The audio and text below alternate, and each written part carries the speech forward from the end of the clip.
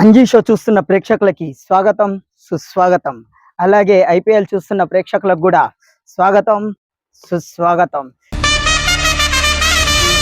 నిన్న మనం చెప్పినట్లే ఎస్ఆర్హెచ్ గెలుస్తుంది అనుకున్నాం. సూపర్గా గెలిచింది. నిన్న మ్యాచ్ అయితే ఫుల్ ఇందాసగా గెలిచింది మన ఎస్ఆర్హెచ్ మాత్రం. నిన్న చెప్పినా కదా మ్యాచ్ అయితే గెలిస్తే బాగుంటుంది అని అనుకున్నా. అలాగే నిన్న మ్యాచ్ మాత్రం ఎగ్దమ్ ఆడిర్రు. హనుమంతుని దయ వల్ల నిన్న ఎస్ఆర్హెచ్ మాత్రం ఐపీఎల్లో 2026 ఫస్ట్ మ్యాచ్ సూపర్ అంటే సూపర్ గెలిచింది. ఐపీఎల్లో హైయెస్ట్ స్కోర్ కూడా ఎస్ఆర్హెచ్. నిన్న ఒక చేంజ్ జరిగింది, ఈ రోజు అయితే మొత్తం 3 చేంజ్లు జరిగినాయి. ఏంటో తెలుసా అవి? ఫస్ట్ టాస్ గెలిచిన వాళ్ళు 5 మ్యాచ్లు గెలిచిర్రు, కానీ 6వ మ్యాచ్లో గెలవలేరు. మళ్ళీ home places 5 4 home places toss గెలిచిర్రు, హోమ్ ప్లేస్లో 4 గెలిచిర్రు. నిన్న ఒకటి గెలవదు అని చెప్పిన, అది హోమ్ ప్లేస్లో ఏదో ఒకటి గెలవదు అని చెప్పిన. నిన్న అది హోమ్ ప్లేస్లో గెలవలేదు, అది ఓకే. ఇంకొకటి వచ్చేసి లాస్ట్ బట్ లీస్ట్ బౌలింగ్. 5 టీంలు టాస్ గెలిచి బౌలింగ్ తీసుకున్నాయి, 5 టీంలు గెలిచినాయి. నిన్న ఫస్ట్ టైం అది బ్రేక్ అయ్యింది. బ్యాటింగ్ వాళ్ళు స్టార్ట్ చేసిండ్రు గెలవడం, అది మన ఎస్ఆర్హెచ్ తోనే స్టార్ట్ అయింది. బ్యాటింగ్ వాళ్ళు 6వ మ్యాచ్లో బ్యాటింగ్ గెలిచింది. నేను ఎప్పటి నుంచో 3 మ్యాచ్లు టీంలో ఆడలేను, 3 మ్యాచ్లు బ్యాటింగ్ ఆడినా ఓడిపోయినా, కానీ 6వ మ్యాచ్ మాత్రం బ్యాటింగ్ అనలేదు, టీమే అన్నా. ఆ టీమే బ్యాటింగ్ తీసుకొని మన బ్యాటింగ్ పవర్ ఏందో చూపెట్టింది. చూసారు కదా, ఇంకా ఎస్ఆర్హెచ్ టైం స్టార్ట్ అయింది. ఇలానే ఓపికతోని ఆడాలి.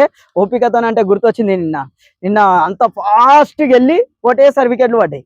అయినా సరే క్లాసిక్ కాటేరమ్మ కొడుకు ఇంకా నితీష్ కుమార్ రెడ్డి వీళ్ళిద్దరూ చాలా ఓపికగా ఆడి 200 వరకు జర గుంజుకోపోయడానికి చూసారు. కానీ సూపర్, అది గ్రేటు. 200 వరకు అన్నా తీసుకొచ్చారు మెల్లమెల్లగా, లేకుంటే మన స్కోర్ మళ్ళా 200, 201, 202 అవుతుంటాయి. నిన్నేం చెప్పినా 220, 230 కొడితేనే గెలుస్తారని చెప్పిన. సేమ్ నిన్న మన వాళ్ళు 227 కొట్టిర్రు, గెలిచిర్రు, అంతే కదా. అదే 160, 170 కొట్టింటే వాళ్ళు ఈజీగా నిన్న కొట్టిర్రు 160 చిల్లర, 168 చెప్పలేదా? అవే స్కోర్ మన వాళ్ళు కొడితే ఓడిపోయేది. కాబట్టి బ్యాటింగ్ తీసుకున్న వాళ్ళు మినిమం 200 పైన కొట్టాలి. ఇంకా బౌలింగ్ అందరిది అట్లనే ఉంది. నిన్న మనోళ్ళది కూడా బౌలింగ్ కొంచెం బెటర్, మొన్నటి కంటే నిన్న కొంచెం బెటర్.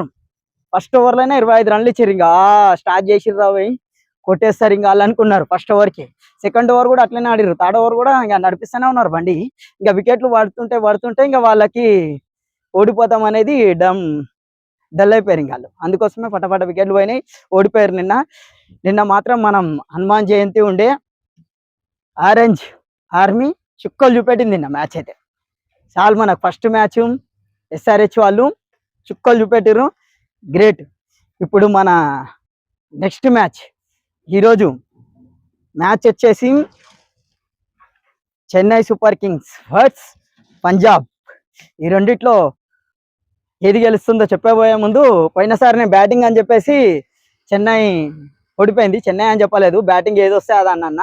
కానీ చెన్నై బ్యాటింగ్ తీసుకొని అంత తక్కువ స్కోర్ కొట్టింది. కానీ ఈసారి అట్లా బ్యాటింగ్ తీసుకొని అట్లా తక్కువ స్కోర్ కొట్టొద్దు.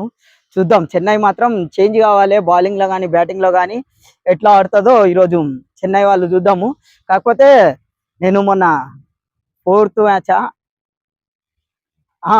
మ్యాచ్ పంజాబ్తో గెలిచిన, పంజాబ్ వల్ల 4th మ్యాచ్ గెలిచిన. నేను 5th మ్యాచ్ ఓడిపోయినా, మళ్ళా 6th మ్యాచ్ గెలిచిన.